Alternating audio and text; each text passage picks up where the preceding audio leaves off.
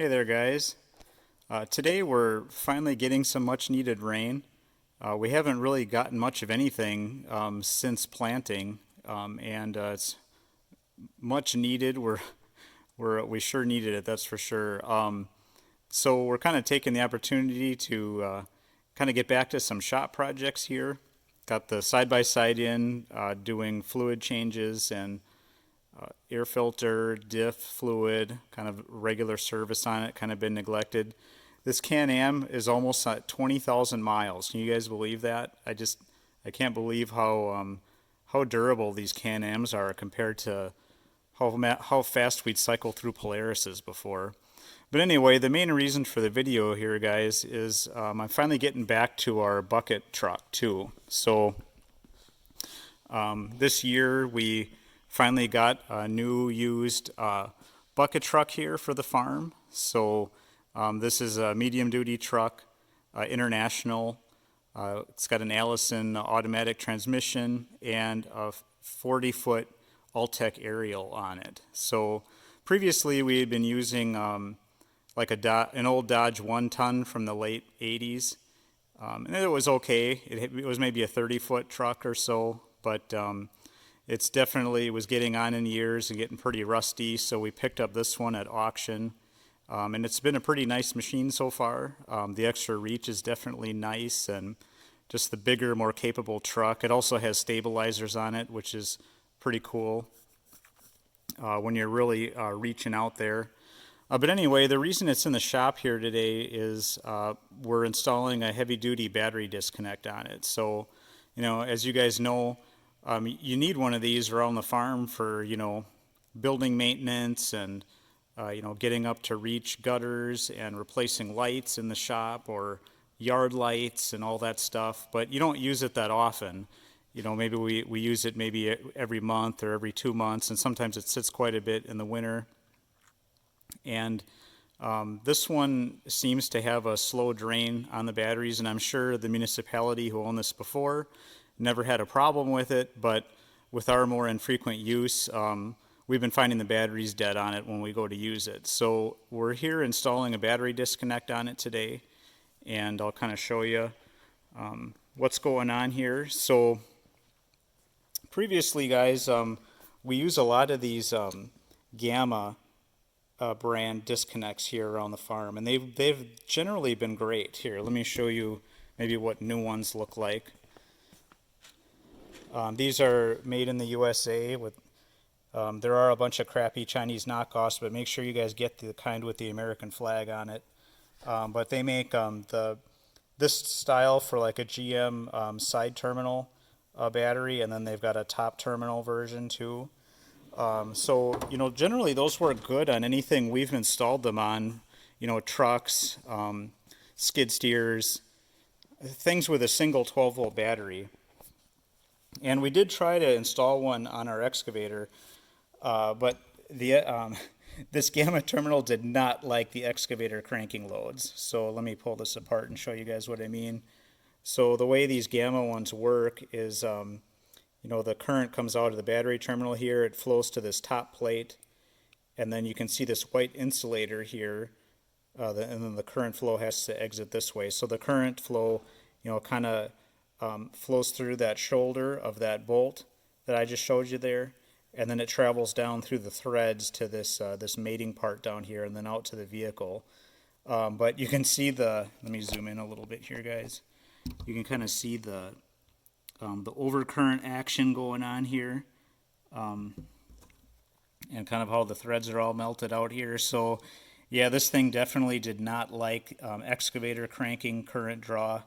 That excavator has two of those massive like C4D, I believe, group batteries. Maybe I'm not sure exactly. They're probably like 1600 cranking amps a piece or something like that.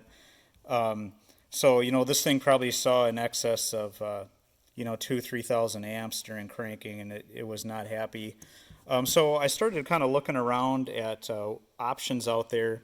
A lot of you guys kind of on the tractor and combine forums were talking about this brand, this Flaming River battery disconnect. So I decided to give this a try. This is what that switch looks like in real life. I got the FR 1003. It was a kit that kind of came with this L-shaped mounting bracket and switch. It came with this nice handle that's held on with a roll pin, and then hardware for the terminals. It has 3/8 studs for the terminals, and then it comes with some mounting hardware for the bracket itself too. So it seems to be a pretty heavy duty, well built unit. When it came, the box said all parts inside were made in Italy or the US. So it's not some hunk of junk Chinese piece of crap that's just going to break in a month. So it seems pretty well made. So this is what we're going to try here today. In the instructions, you guys can kind of see some current ratings on it here too. 250 amps continuous, and then a 2500 amp cranking load. So hopefully this will kind of hold up better for us. I think maybe if this switch works well, maybe we'll put one on the excavator too, and we'll make a video of that. But we'll maybe give this a try here for a few months and make sure we like it before we install another one. So I guess back to the installation here. So this truck has dual batteries, and you know, as you guys know, these trucks have these like utility body trucks have just wires and terminals everywhere. So it's kind of can be confusing to maybe sort through what you need to do. But maybe to simplify it by looking at a schematic here, you know, this is a 12-volt electrical system, so the batteries are connected in parallel. On this truck, the positives were jumped together, and then off this rear terminal were all of the starter, accessory, and other loads drawn off that terminal. And then on the negative side, you had this jumper here, and how it was wired was there was another branch running off this way to feed a bunch of accessory loads. But, you know, as you guys know, to put a disconnect in here, you know, we want to completely kill current draw from everything when the switch is open. So what I had to do was relocate a bunch of these wires that were connected into this terminal here, because we've got to put them over here on this side of the switch that goes to the chassis ground. So let me just show you guys on the bench that little jumper wire here. So this was a 1/0 size jumper like this, and off of this side of the terminal here, there was a whole bunch of those small wires shoved into this lug and crimped in there. So I cut those off, and I don't tend to use liquid electrical tape that often. This is kind of what it looks like, guys. You've probably seen this stuff before. But in this case, when you're kind of you know, cutting things out of a lug and you want to add some corrosion protection to it to keep the air and the environment off that bare copper, this is kind of one nice application for it. You know, you could instead you could use like glue-filled heat shrink, or you could do this and then put you know, standard heat shrink on top of it, or electrical tape, whatever. But this is kind of what I ended up doing to just seal up that bare copper. So we're going to put this back on when we're done. I've just got it sitting here drying right now. Oh, I should mention too, guys, to kind of get a nice thick coating of it like you see there, you got to do you know, maybe 2, 3, 4 applications to really get a nice thickness built up, because it's generally pretty thin stuff. It's kind of like a jelly consistency. So that's that. The rest of the wiring, guys, is pretty simple. We can kind of pretty much leave the positive side like it is.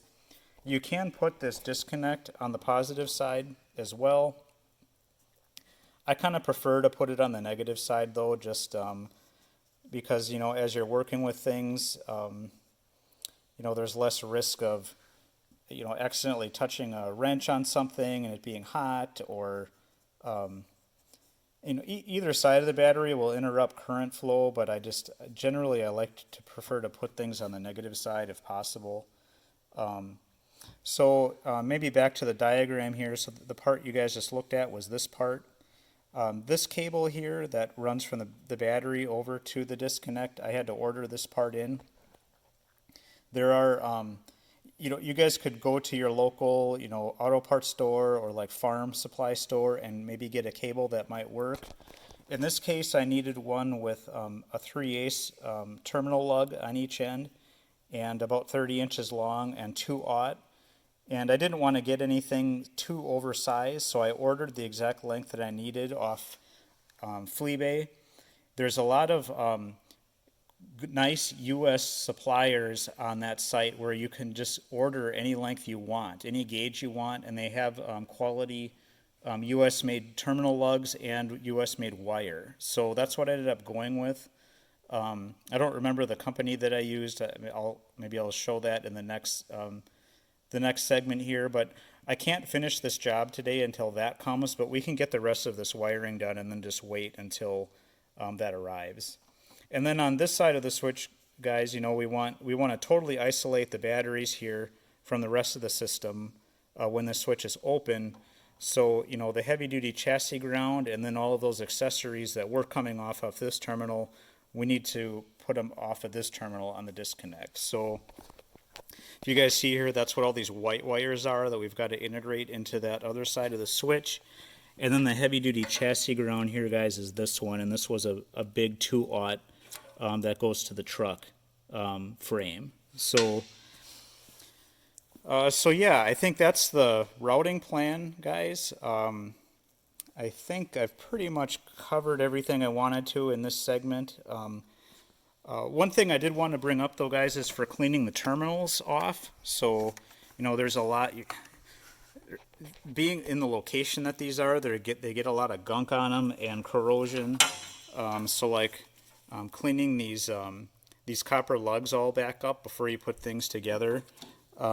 It was really nice to use this Milwaukee die grinder. I've got the 1/4-inch die grinder with a 6 amp hour battery on it, and then like an 1.5-inch wire wheel on it. This worked great for just cleaning all those terminals up.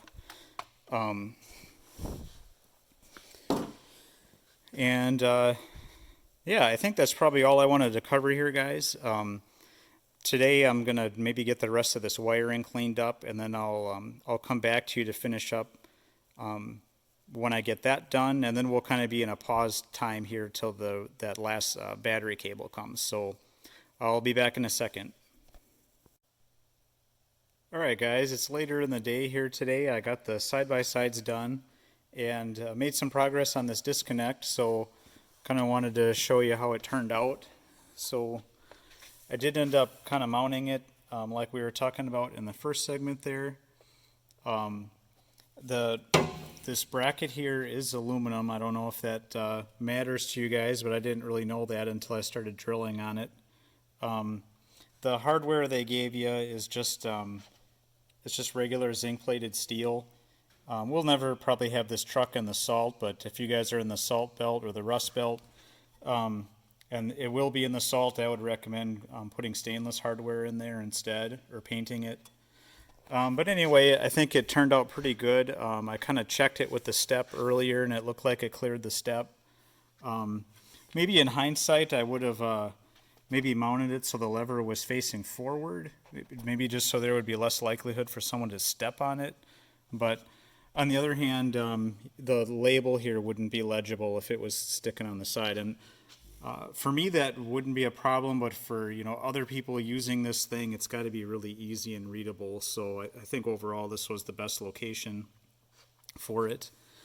Let me show you how the connections kind of ended up looking up on top here. So I got everything connected here, and then in the back, you guys can see the negative jumper there, and then that terminal there is the one that we're waiting for the custom cable to arrive yet, and then that will run over here and then go over to this unused terminal on the disconnect. So we are about as far as we can go on this project today.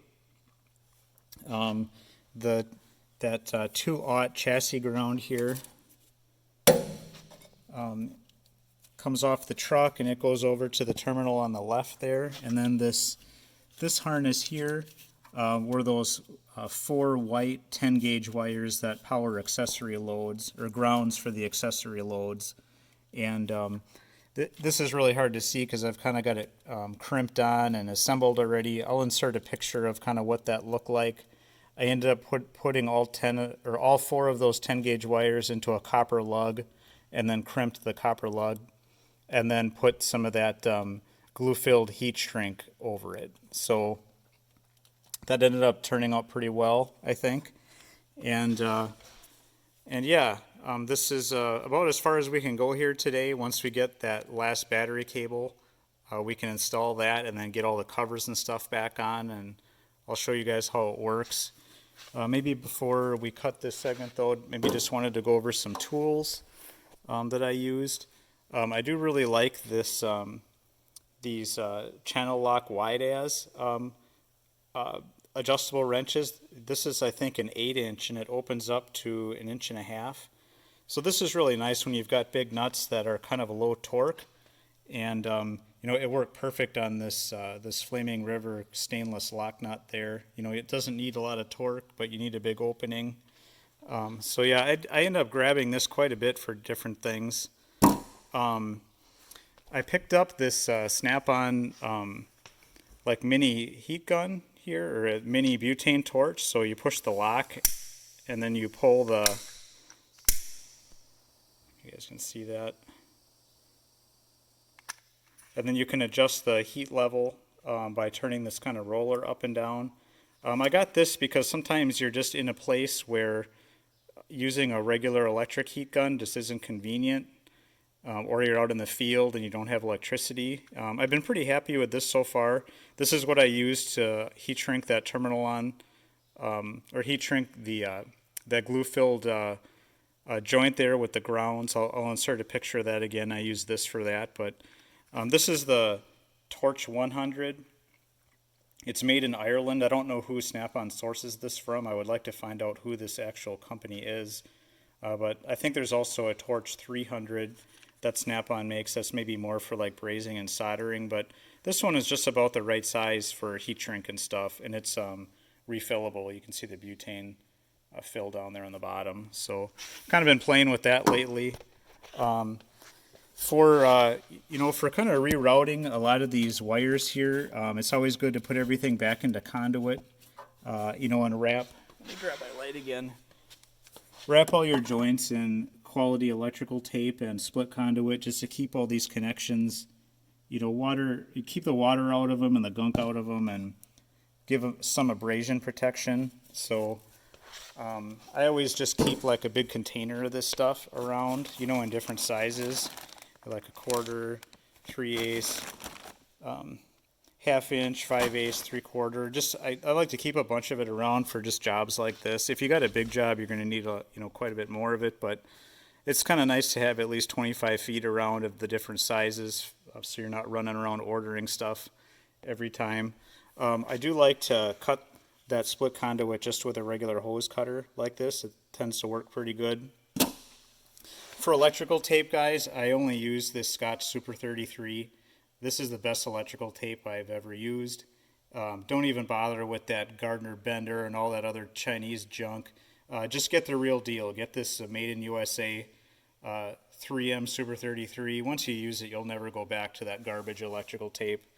For strippers, I really like the Ideal Strip Master. You know, you pick the wire gauge that you need, and there's like solid on the top and stranded on the bottom, or vice versa. You just pick the size you need, and then you strip it. So these are really fast for stripping wires without kind of messing around. I don't really like those pliers style kind.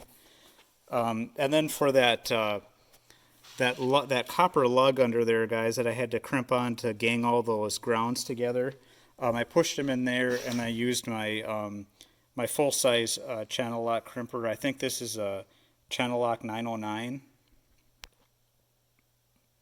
I don't know if you guys can read that there, but it's kind of nice to have a full-size crimper around for some of those real heavy-duty crimps like that. There's also there's a Thomas and Betts one that's pretty nice. That's the one with like the black and the orange handles on it. That's also a good quality one. But so yeah, those are some of the key tools I use there, guys. And Yeah, I think that's about it for this segment. I will come back to you later in the week here when we have that battery cable, and we'll wrap up this video and show you how it worked. So thanks for watching so far. All right, guys, it's a few days later here. I got my battery cable that I ordered and just kind of wanted to show you guys how it turned out here before we end the video. The company that I ended up getting that battery cable from was called Gauge Wire and Cable off Fleabay. I'll insert some pictures of it sitting on the workbench since I already have it kind of installed here. But in general, I was pretty impressed with the quality of the wire. It was U.S. made wire and ends, and it was really nice and flexible. You guys can see it down here too. I mean, this is a 2/0 cable, but it's really nice and flexible, kind of like high strand count welding wire. So in general, was kind of pretty happy with it there.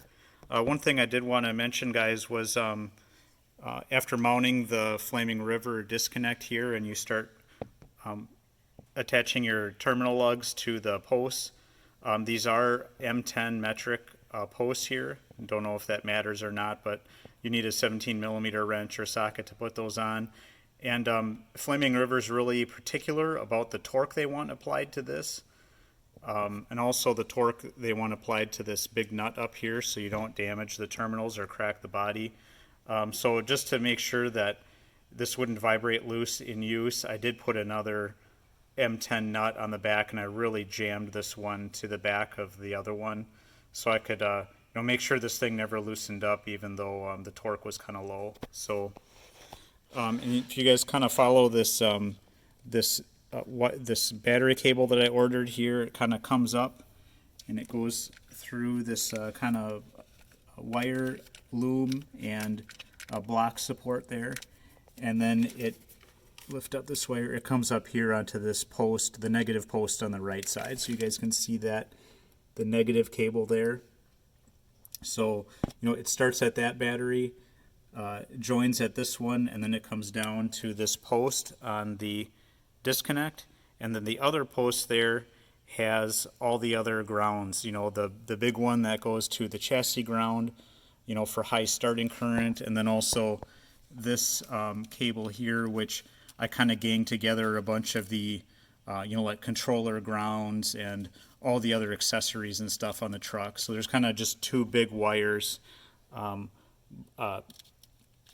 mounted to that other post on the disconnect there. So that's all you really need for a disconnect to function. You got to kind of split your grounds there, between the chassis grounds and the battery. On the positive side here, you can kind of leave everything connected how it was. So there's some heavy gauge wire here for different controllers and stuff. And then these two gang together, and then that one goes over to the starter on the positive side. So, once you pick which side that you want to put the disconnect on, that's the one that you kind of have to kind of follow all the wires and make sure you don't have any parasitic draws on any little wires, and make sure they're all, totally isolated when you flip the switch. So yeah, I've started the truck a couple times, guys, since getting this this new 2/0 cable on here, and it really cranks well. I did replace the batteries in here too. The old batteries were kind of pooping out. I actually maybe on the battery testing there, guys, maybe just to mention, I did pick up one of these. Foxwell battery testers, and although it's a crappy China tool, it wasn't. It was pretty highly rated, and for as much as I do battery testing, it's been working pretty well for me. I got this BT705. It is kind of nice. You kind of dial in, you set what your CCA rating is on your battery, you hook it up, and it does, kind of it looks at capacitance or resistance and several things to tell you battery health and state of charge without, a load resistor. So it's kind of different than like the toaster style ones. But it seems like it's pretty accurate. I do have the old school, like 100 amp ones too that I also use, maybe as a kind of a backup, but a double confirmation on things. But anyway, guys, this is how it ended up turning out here. I wanted to do the video here before I put the steps and everything back on and the cover back on so you could kind of see what the wiring looked like. But yeah, it seems to crank really well, and it's totally isolated when the switch is off. I will say, guys, this Flaming River disconnect, it's really stout. When you click it on and click it off, it's very well made and beefy. I feel like, if someone accidentally kicked this with their boot, you're not going to break this thing. It's very well built. So everything in the package that came said made in U.S. or Italy on it. So it looks pretty beefy. So there are also other ones too, guys, that had like a different style of bracket that you could key lock, or you could put like a like a lock through this loop here to lock trucks out that are sitting outside, like in the city or whatever. I just got the regular big switch with the L bracket, but there's all kinds of variants of this switch too for different applications. So that's about it for this video, guys. Hopefully this one will be we'll be able to keep the batteries alive now when it's kind of sitting unused for several months, and it'll fire up every time we need it now. So I'm gonna run this maybe for a few months on here, and maybe I'll do a video in the future where we put one on the excavator too. So we'll see if that switch can hold up to like two 1600 amperes as well. So all right, guys, that's it for this video. Thanks for watching, and we will talk to you next time.